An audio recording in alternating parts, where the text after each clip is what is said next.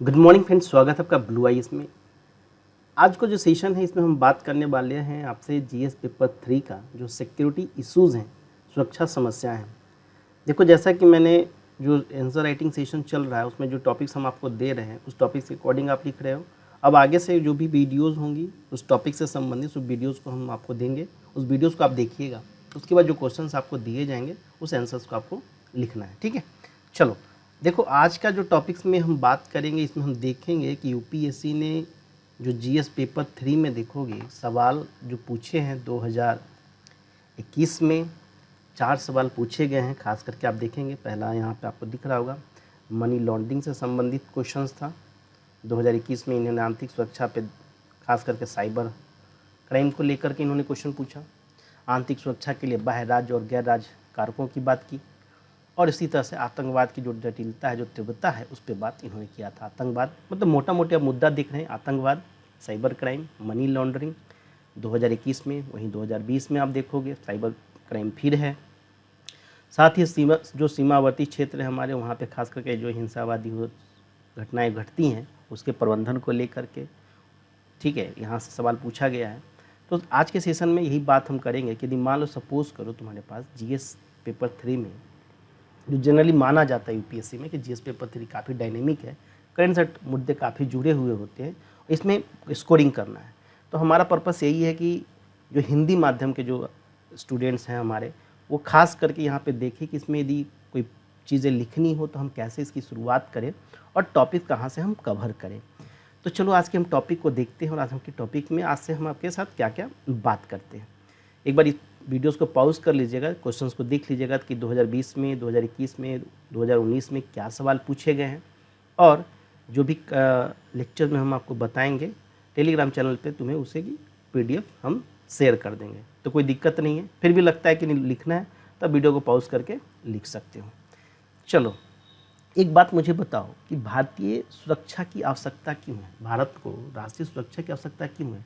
आपको मैं एक आर्टिकल दिखाता हूँ, विकिपीडिया में आप जाना, वहाँ पे एक इन्फॉर्मेशन आपको मिलेगा कि भारत में खास करके देखोगे, एस जयशंकर ने भी ये बात कही थी कि India needs a national security document to but don't do a Pakistan. यानी जब हम एनएसएस की बात करते हैं, यहाँ पे कोई भी भारत के देखोगे कोई हमारी एक पॉलिसीज़ है ही नहीं, खास करके नेशनल सिक्योरिटी को लेकर के। विकिपीडिया ने लिखा है the national security strategy of India has not been defined since the independence 1947।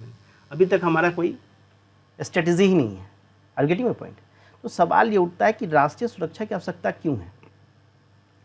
एक बात हमेशा याद रखना कि भारत में की जो आज चुनौतियाँ हैं, आप देखोगे भारत की चुनौतियों की मैं बात करूँ तो भारत की जो चुनौतियाँ हैं वो पहले की अपेक्षा आज ज़्यादा ही जटिल है। वर्तमान समय में देखोगे भारत की जो चुनौतियां हैं वो पहले की अपेक्षा काफ़ी जटिल है। क्यों? क्योंकि यह न केवल पारंपरिक, ठीक है, सैन्य खतरा है, बल्कि तुम देखोगे आज भारत के पास बहुत सारी गैर पारंपरिक खतरे भी मौजूद हैं। जैसे देख लो हमारे आर्थिक पिछड़ापन, ये भी समस्या है हमारे साथ, सुरक्षा से संबंधित समस्या है। कैसे? क्योंकि आगे वाले लेक्चर्स में डिटेल हम करेंगे। यहाँ पे सिर्फ मुद्दों को आप समझिए। आर्थिक पिछड़ापन हो, हमारी जो गवर्नेंस है, हमारी जो शासन व्यवस्था है, उसकी जो कमियां हैं, उसके कारण हम अंतर्राष्ट्रीय आतंकवाद से जूझ रहे हैं। नशीले पदार्थों का आप देखोगे भारत में तस्करी हो रहा है, जातीय संघर्ष दिखता है, धार्मिक कट्टरवाद हमें दिखता है। वहीं पे आप देखोगे कि आर्थिक दंगे हो, बड़े पैमाने पे आप देखते हो कि लोगों का माइग्रेशन होता है, पलायन देख लो। जहां मान लो जिस एरिया में वर्ग संघर्ष होगा, जाति संघर्ष होगा, वहां से लोगों का पलायन तो होगा ना एक पार्टिकुलर एरिया से। और पलायन क्या है, ये भी तो नेशनल सिक्योरिटी से संबंधित है। ये सब चीज़ें भारत को जो राष्ट्र की जो सुरक्षा है उसको पे प्रभाव डालती हैं, जिससे राष्ट्र का विकास, राष्ट्र का जो डेवलपमेंट है वो धीमा पड़ जाता है। और इस तरह के खतरे सिर्फ आपको शत्रु देशों से ही नहीं मिलेगा, गैर राजतंत्र से भी मिलेंगे, जिसको बोलते हैं ना कि एंटी एलिमेंट्स जो हैं उनसे भी मिलेगा, और साथ में देश के भीतर भी उत्पन्न होता है। तो भारत की तो चुनौतियां और जटिल होते जा रही हैं पहले की अपेक्षा। पहले तो सैन्य कार्रवाई हो रहा है, अब तो सैन्य कार्रवाई के अलावा आपके साथ इतनी सारी समस्याएं हैं। 1000-2000 रुपये लोग स्टेटमेंट देते हैं कि 1000-2000 रुपये लोग यहाँ मारने के लिए लोग एक दूसरे को तैयार हो जाते हैं, है ना। तो इस तरह की समस्या देखेंगे कि भारत के साथ है। तो यदि सपोज करो राष्ट्रीय सुरक्षा पे यदि आपको कोई बात लिखनी है, अपनी बात रखनी हो, तो ऐसे शुरू कर सकते हो कि भारत की जो राष्ट्रीय सुरक्षा है, भारत की जो राष्ट्रीय सुरक्षा स्थिति है, वो पहले की अपेक्षा अभी काफ़ी जटिल दिखाई पड़ती है। क्यों? क्योंकि न केवल पारंपरिक सैन्य खतरा है हमारे साथ, बल्कि गैर पारंपरिक खतरे भी हमारे सामने मौजूद होती हैं, जैसे आर्थिक पिछड़ापन हो गया, खराब शासन हो गया, अंतर्राष्ट्रीय आतंकवाद की बात कर लो, नशीले पदार्थों के तस्करी की बात कर लो। तो इस तरह से आप इसकी शुरुआत को हेडिंग मान लो, जैसे इंट्रो लिखना है, 50 शब्द का इंट्रो लिखना है, तो यदि मान लो नेशनल सिक्योरिटीज़ का है या सुरक्षा से संबंधित कोई मुद्दा आ रहा है, तो वहाँ पे तुम इस तरह से लाइन को शुरू कर सकते हो। अब बताओ, किसी राष्ट्र की, किसी देश की जो राष्ट्रीय सुरक्षा नीति होती है, उसके आधार क्या होने चाहिए? जब आप राष्ट्रीय सुरक्षा की बात करते हो ना, तो ये जो राष्ट्रीय सुरक्षा की जो अवधारणा है, इसमें यह माना जाता है कि गवर्नमेंट जो है, एक सरकार जो है, अपने संसद के साथ साथ राज्य और उनके नागरिकों का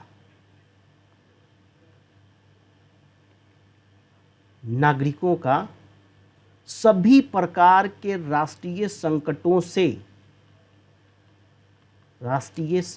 से बचाने के लिए, ध्यान से सुनिएगा, राष्ट्रीय सुरक्षा की अवधारणा क्या है कि एक सरकार है, गवर्नमेंट है, जो अपनी जो उनकी जो कार्यपालिका है, न्यायपालिका है, जो विधायिका है, तो इन सभी के साथ साथ राज्य और राज्य के नागरिकों का सभी प्रकार के जो राष्ट्रीय संकट उनके सामने जो चुनौतियां लेकर के उत्पन्न हो रही हैं, चाहे वो अभी जो चुनौतियां मैंने बताया था आपको, पारंपरिक हो या गैर पारंपरिक हो, इसके बचाने के लिए जो राजनीतिक,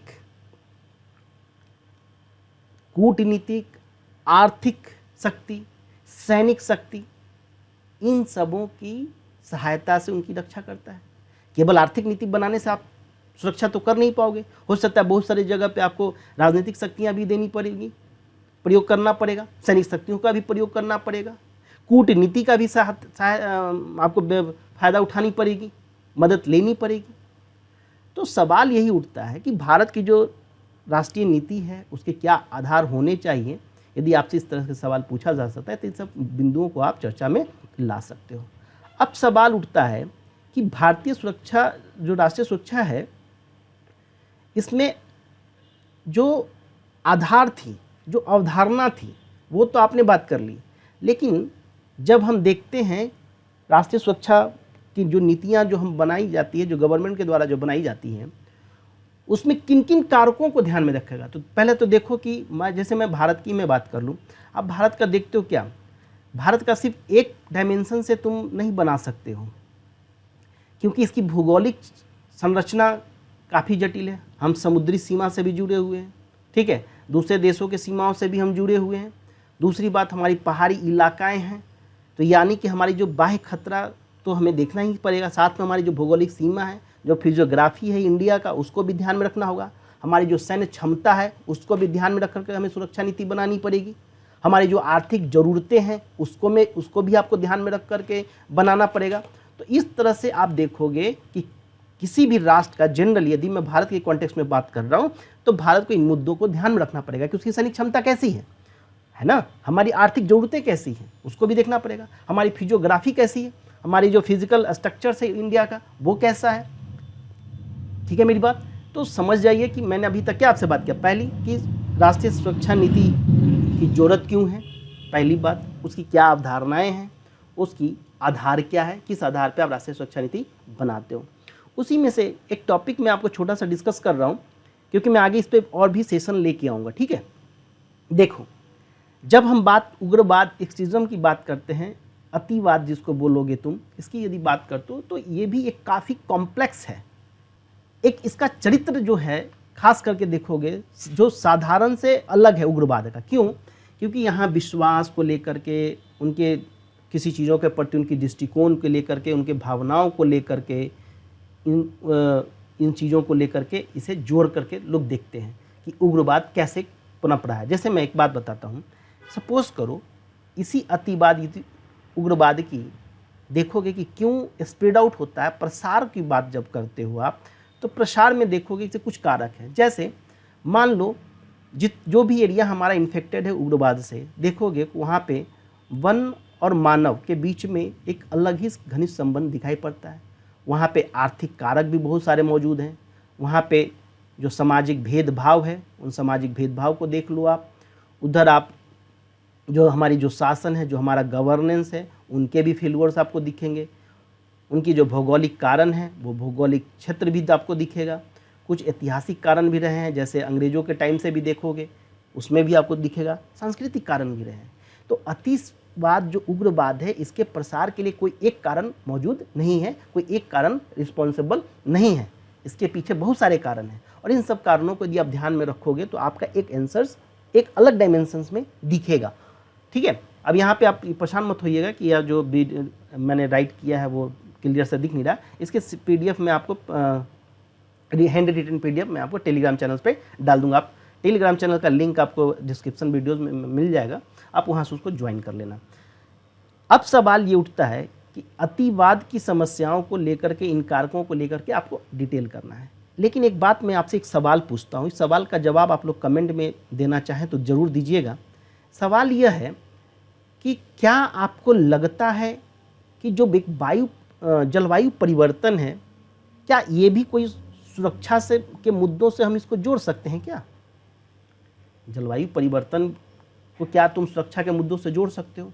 क्योंकि देखो अभी हमने क्या कहा था कि जब हम सिक्योरिटी की बात करते हैं तो सिक्योरिटी का मतलब ये नहीं सिर्फ होता है कि आप दूसरे देशों से आपको खतरा है। सिर्फ दूसरे देशों से आपको खतरा नहीं है, आपको अपने देश के भीतर में भी बहुत सारे खतरा मौजूद रहेंगे। आर्थिक गरीबी, आर्थिक गरीबी है, भूखमरी है, कुपोषण है, अशिक्षा है, ये सभी तो आपकी है। आप इन सब मुद्दों को दूर करेंगे तो ऑब्वियस सी बात है आपकी सुरक्षा अभेद हो जाएगी, कोई भेद नहीं पाएगा। लेकिन आपका एजुकेशन गिरा हुआ है, आपका पब्लिक डिस्ट्रीब्यूशन सिस्टम गिरा हुआ है, पब्लिक ट्रांसपोर्टेशन गिरा हुआ है, सब कुछ गिरा हुआ है, तो असंतोष की तो भावना जगेगी ना लोगों के बीच में। आज क्यों हो रहा है कि कुछ स्टेट हैं जो डेवलप स्टेट जैसे हो गए, आप साउथ इंडिया की बात कर लो, इधर नॉर्थ इंडिया में आओ, स्टेट की देखो स्थिति कैसी है, बीमारू राज्यों में देख लो। तो ये सब तो एक तरह से आप ये कह सकते हो कि ये तो असुरक्षा के लिए कितनी बड़ी चुनौती क्रिएट कर रही है। तो उसी प्रकार से क्या जलवायु परिवर्तन भी सुरक्षा की दृष्टि से, क्या तुम इस सेक्शन को आपस में जोड़ सकते हो? यदि जोड़ सकते हो तो उम्मीद करो कि आप एक नए डायमेंशन को इसको फाइंड आउट करते हो। अभी मैं आपको बताता हूँ इसको कैसे जोड़ना है।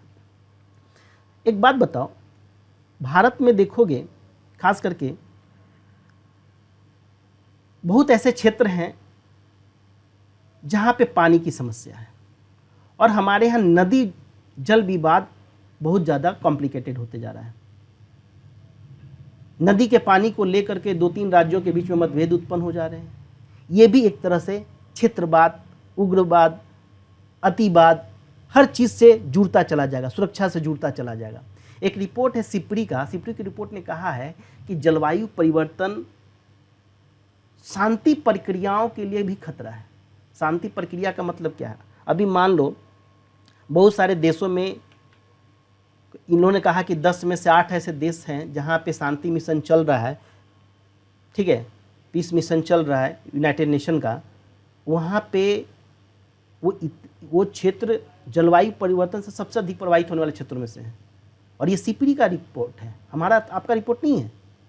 तो कह रहा है कि जलवायु परिवर्तन से हिंसक संघर्ष की संभावना बढ़ रहा है। अब सोचो आप किस तरह से सिक्योरिटीज़ की बात कर रहे हो। आज आप सिक्योरिटी सिर्फ साइबर क्राइम को लेकर के चल रहे हो, हैं, मनी लॉन्ड्रिंग को लेकर चल रहे हो। मामला किस तरह से जा रहा है, मूव कर रहा है, आप इसको पकड़ना पड़ेगा आपको। आप देखेंगे कि चाहे अनियंत्रित बेरोजगारी हो। अच्छा एक बात बताओ, मान लो मैं अर्थ की बात करूं, मैं पृथ्वी की बात, अरे पृथ्वी पे तो संसाधन तो सीमित है ना, संसाधन तो सीमित है।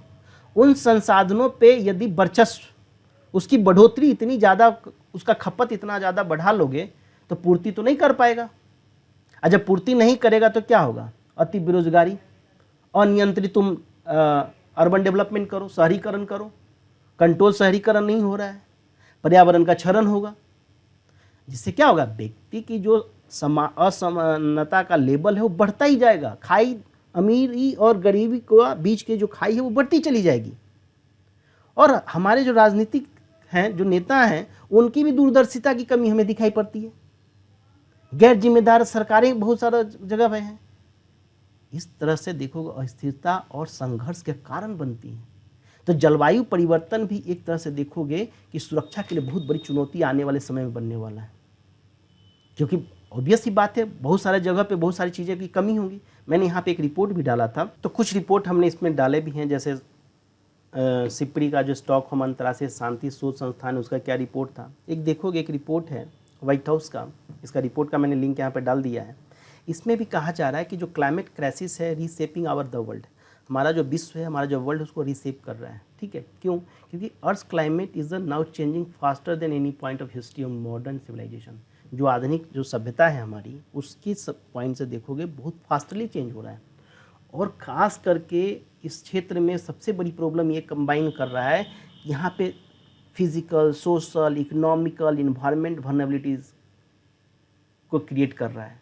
ख़ास करके undermine the food problem, water problem, economic security की प्रॉब्लम हो रही है।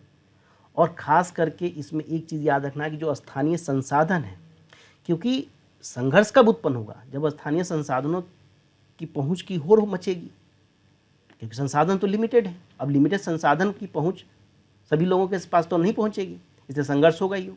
और उन संसाधनों को लेकर के यदि उचित समाधान न किया जाए, जैसे मान लो भारत में बहुत सारी नदियों को लेकर के प्रॉब्लम है राज्यों के बीच में, यदि उसका सही समाधान न हो तो फिर क्या होगा? नहीं, उचित समाधान के कारण वर्ग संघर्ष बढ़ना ही बढ़ना है, हिंसक संघर्ष होगा ही होगा। लोगों की आजीविका की असुरक्षा की भावना उनमें उत्पन्न होगी, जिससे क्या होगा? पलायन होंगे, एक एरिया से दूसरे एरिया में जाएगा। तो महाराष्ट्र कहेंगे कि बिहारी इज़ नॉट अलाउड, है, यही हो रहा है ना, कि दूसरे राज्य में आप जा रहे हो तो माइग्रेंट पीपल्स ज़्यादा हैं, तो भाई क्या, भाई तो हमारे यहाँ के नौकरियाँ खा रहे हैं। तो ये क्या हो रहा है? एक तरह से ये संघर्ष ही तो पैदा कर रहा है। यहाँ तक कि जलवायु परिवर्तन के कारण देखोगे कि जो किसान हैं हमारे, जो फार्मर्स हैं, उन फार्मर्स का जीविका किस डिपेंड है? ऑब्वियस ही बात है, प्राकृतिक संसाधनों पे, और क्लाइमेट चेंज का प्रभाव उस पर पड़ेगा, तो किसानों की भी आजीविका पे प्रॉब्लम क्रिएट होगा। विश्व बैंक ने ये रिपोर्ट दिया है उनका कि 2050 तक लगभग 14 करोड़, एक दो नहीं, 14 करोड़ लोग जो खास करके साउथ एशिया में, अफ्रीका में और लैटिन अमेरिका में अपने जो उनका ओरिजिन प्लेस है, जो मूल स्थान है, वहाँ से माइग्रेट करने के लिए मजबूर होंगे, क्योंकि आइदर वहाँ पे चरम मौसम की घटनाएं घटेंगी, आपदाएं बहुत आएंगी क्लाइमेट का रिलेटेड, जलवायु परिवर्तन के साथ खाद्यान्न संकट उत्पन्न होगा, खाद्यान्न उत्पादन बाधित होगा। वहीं आईपीसीसी कहती है क्या? आईपीसीसी का रिपोर्ट है कि लगभग 2080 तक वो कह रहा है कि 770 मिलियन लोग, लगभग 770 मिलियन लोग लगभग अल्पपोषित होंगे। अब बताओ, दूसरी तरफ रिपोर्ट है कि जो ग्लेशियर हैं वो 2/3 ग्लेशियर खत्म हो जाएंगे। तो बताओ, इसे कितने लोगों को, लगभग 2 अरब लोगों को जल संकट की सामना करना पड़ेगा। तो ये क्या क्रिएट करेगा? आज ही देख लीजिए, आप आस पास के पड़ोस में ही देख लो, कभी पानी की प्रॉब्लम होती है तो किस तरह का एटीट्यूड आप लोग अपनाते हैं, है ना। दिल्ली में हमेशा वाटर प्रॉब्लम क्राइसिस होती है, आप दूसरे राज्यों पे ब्लेम करते हो, दूसरे राज्य आप पे ब्लेम करते हैं। तो ये तो एक संघर्ष की तरफ लेके चल रहा है। और ये सारे के सारे चीज़ें सुरक्षा की भावना से देखोगे, सुरक्षा की दृष्टि से देखोगे, बहुत ही अति गंभीर है और इसे सोचना पड़ेगा। आज सुरक्षा की जो प्रॉब्लम है सिर्फ बाह्य नहीं है, बाह्य तो है ही कि आपको आपके पड़ोसी राज्य ऐसे मिले हैं, पड़ोसी देश आपको ऐसे ऐसे नमूने टाइप के मिले हैं, चाहे वो चीन की बात करो, चाहे वो पाकिस्तान की बात कर लो, तो ऐसे तो पड़ोसी हैं आपके, तो वो तो समस्या हमेशा रहेंगी, पड़ोसी तो बदल नहीं सकते ना आप। लेकिन आपके अंदर जो समस्याएं हैं, आपके देश के भीतर में जो समस्याएं उत्पन्न हो रही हैं, उस पर तो कार्य किया जा सकता है। जो अनप्लान्ड शहरीकरण कर रहे हो, शहरीकरण की जो अति शहरीकरण जिसको कहते हैं, उस तरह से जो फास्टर शहरीकरण कर रहे हैं, उस पर तो आप कंट्रोल लगाम लगा सकते हो आप। तो फ्रेंड्स, मेरी बात यही थी कि मैं इस टॉपिक पे खास करके माना जाता है कि जीएस पेपर 3 का जो पेपर्स है वो काफ़ी डायनेमिक इन नेचर्स हैं, दिक्कत होती है लोगों को टेकल करने के लिए, लेकिन हमारी कोशिश है कि हम आने वाले इधर कंटिन्यू 2022 का जो मेंस होने वाला है यूपीपीसीएस और यूपीएससी का, तो उससे पहले मैं 2-3 टॉपिक्स आपको कंप्लीट करा सकूँ, खास करके जीएस पेपर 3 पूरा कवर कराऊँ और जीएस पेपर 2।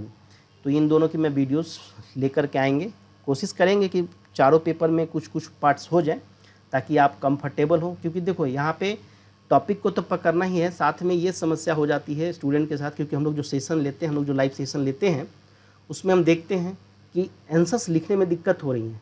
देखो, प्रोक्रास्टिनेशन करने में तो कोई दिक्कत नहीं है, जितना सोच लो कि हाँ हम कर लेंगे, लेकिन जब रियल में प्रॉब्लम तो तब फेस होती है ना, जब आप पेन उठाते हो, पेन उठाने के बाद लिखते हो, तब समस्या होती है कि आखिर शुरुआत कैसे करें। तो जैसे मैंने अवधारणा की बात की, जैसे किसी सिचुएशंस को कैसे बात करनी है, वो आने वाले वीडियोज़ में मैं डिस्कस भी करूँगा। आपने देखा होगा कि हमारा जो एस्से का जो चैनल है, उस पर हम एस्से भी कोशिश कर रहे हैं हिंदी मीडियम में, खास करके एक सिनॉप्सिस टाइप का प्रोवाइड करने का, ताकि आपको एक आइडिया मिल सके कि हाँ आप ऐसे सोच सकते हो। क्वेश्चंस दे करके छोड़ देना और क्वेश्चंस के सिनॉप्सिस के थ्रू आपको थोड़ा सा अंडरस्टैंडिंग भी दे देना, ये बेस्ट होता है। ठीक है, तो आप कोशिश कीजिए।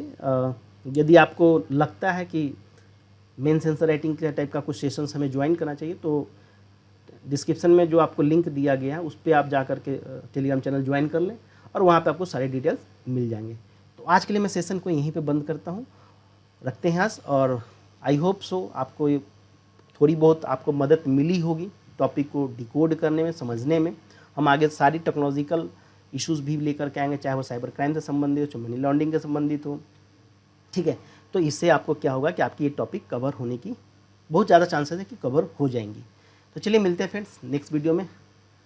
यहाँ तक आप यदि वीडियो देखे होंगे तो ज़रूर आपने को इंटरेस्ट लगा होगा इस वीडियो में, कुछ तो पसंद आया होगा, तभी आप यहाँ तक पहुँचे हैं। तो इस वीडियो को अपने फ्रेंड्स के सर्कल में ज़रूर सर्कुलेट करें, क्योंकि हिंदी माध्यम के लिए स्पेशली बनाया जा रहा है। चलिए, थैंक यू वेरी मच।